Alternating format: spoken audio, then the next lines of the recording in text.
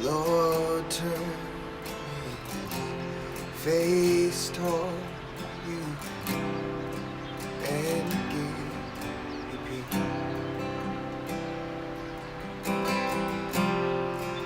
Sing that again. The Lord bless you and keep you, make his face shine upon you and be gracious to you. Lord, turn face toward you and give you peace. And amen. And amen. And amen.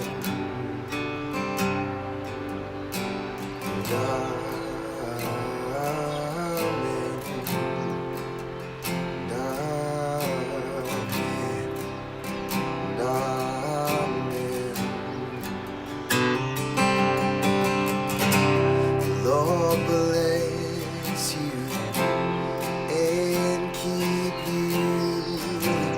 May his face shine upon you and be gracious to you. The Lord turn his face toward you and give you peace.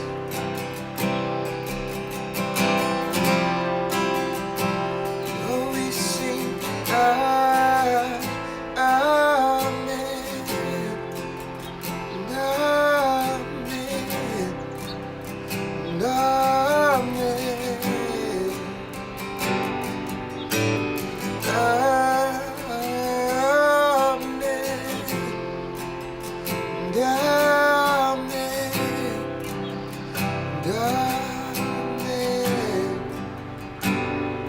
amen, amen.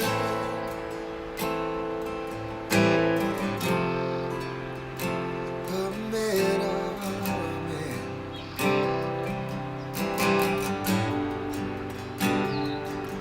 May his favor be upon you in 1,000 generations, and your family, and your children, and their children, and their children.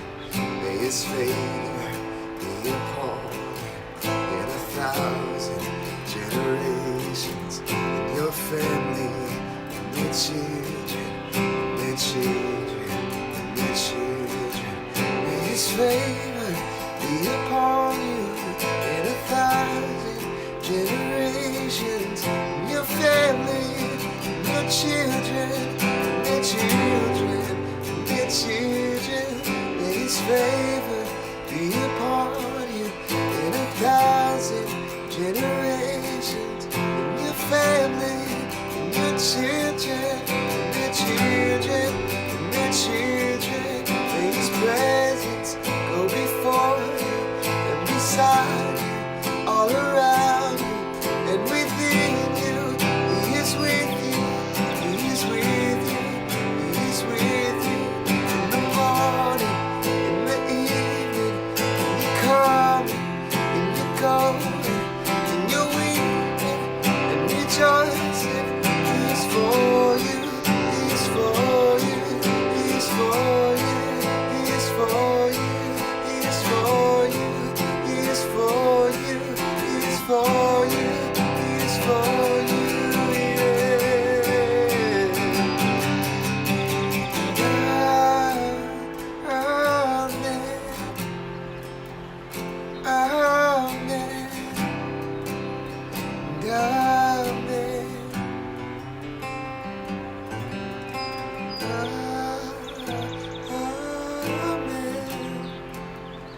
Amen,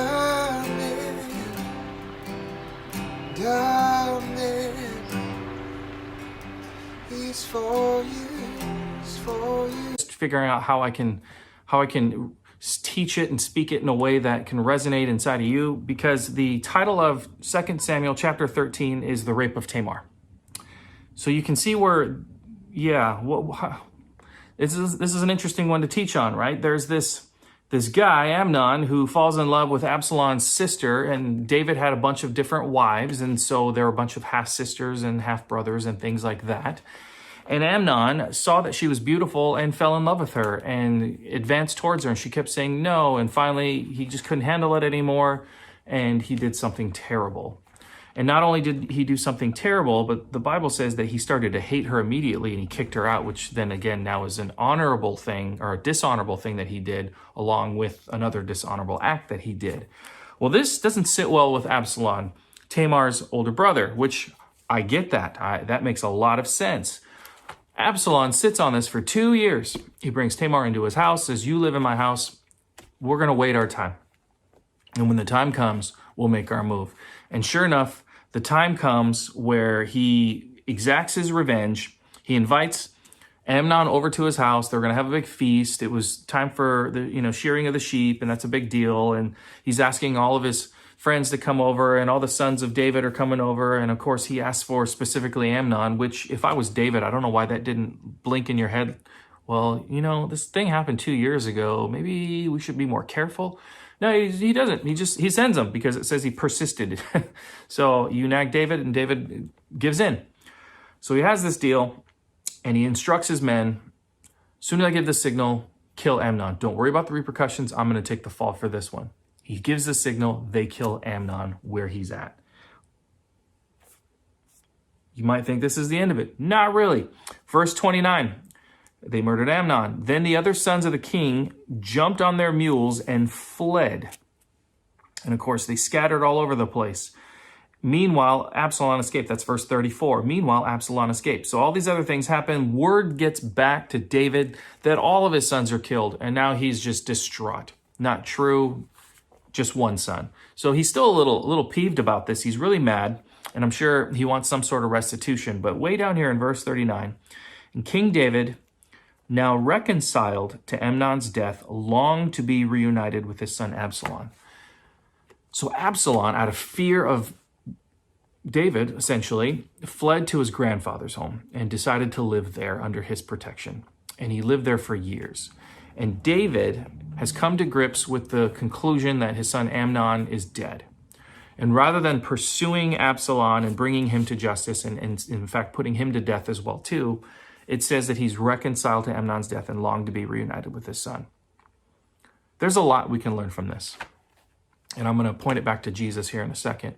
But the first thing is, with Absalom, he didn't deal with this the best way, right? He held on to it and the bitterness grew inside of him until 2 years later, it finally exploded into a rage of revenge.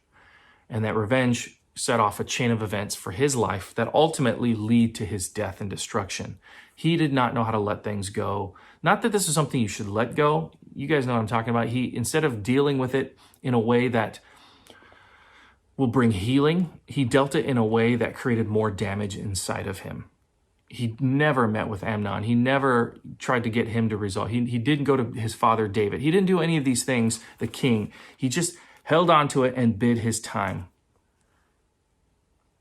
Not the greatest way. So of course it makes sense that he would lash out this way. And then later, you guys are going to read later in a few more chapters that Absalom starts this revolution against David and ultimately ends in his demise as well too, at a very terrible way to die as well too. And I kept thinking about this and I thought, man, how am I going to give you guys a morning motivation or morning encouragement to this? How can you be encouraged by this story? Well, in order to be encouraged, let's go to the words of Jesus. Let's go to words of Jesus, and this is where we're at in chapter 17 of John today. But right before we go to 17, in yesterday's reading, I want to read just the last two sentences of yesterday's reading in 31, 32, and 33. But when the time is coming, indeed it is here now, when you will be scattered, each one of you going his own way, leaving me alone. I have told you all of this so that you may have peace in me. Here on earth, you will have many trials and sorrows, but take heart because I have overcome the world. Here is Jesus giving us the encouragement. David's sons were scattered. Absalom was scattered. He was not connected to his family anymore because of this thing that he did, which I'm sure in his mind was worth it because he was resolving this dishonorable event that happened 2 years prior. So there may have been some, well, he deserved it kind of mentality.